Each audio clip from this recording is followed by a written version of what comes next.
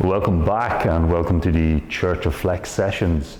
Bit of a treat for you today actually, where we are going to be looking at something you're probably familiar with. We're going to give an interesting spin on it. So I've seen on social media, on Instagram and all these terrible places that people are getting their panties in a twist about the passive hang. They're like, no, you will cause a dislocation to your shoulder by hanging out of it passively.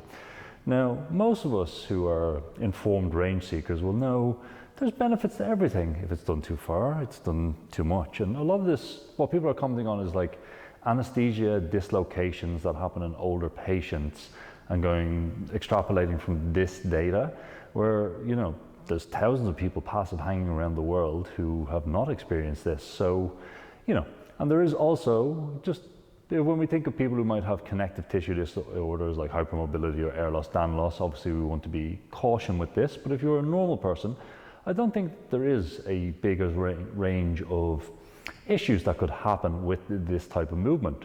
But for those of you who've discovered the fear of the passive hang, we have a variation for you that is, how to describe it, a bit strange. This is what we call the active passive hang. So much like any of our positions, once we're in an extended position, we have a choice. We can not do anything or we can do something. In this variation, we are going to take everything we know from our active hang, that is hanging with the shoulders pulled down, and place it with the shoulders up, but learn to activate it. So to do this variation, you want to be able to hang from something. Now we have our trusty chin-up bar here, which is a bit rickety, but we're going to use it anyway. What we want you to do is you are going to hang from the bar. You're going to hopefully come to a nice hang with your feet off the ground. First, we're going to sink the chest back. So we're going to think about breathing into the back of the rib cage here. Then we're going to let our shoulders go up as high as we can. Feel a nice stretch. Maybe tuck the chin if that helps you, or maybe look upwards. Play with all these and see how they're working. Once you're set up, you're going to lift yourself 0.5 centimeter. You're going to crush your grip, squeeze hard, and just lift a tiny bit.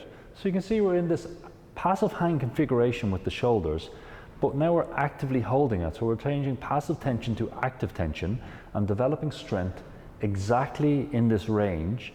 And this could, if people think about bulletproofing or missile proofing or tank proofing, this could be a way to go about it. So we are beginning to build the joint integrity in a way that might have been scared out of doing.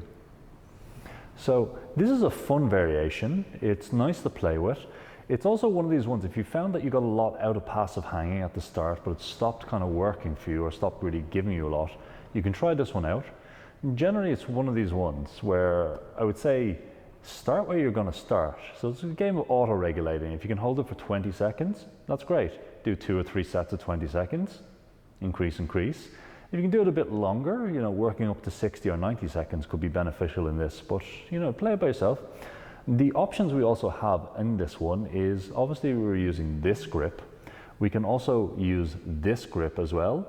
We could use a mixed grip. We could play with it, the spacing of our grip as well. We could go really wide, we could go narrow, we could even cross our hands.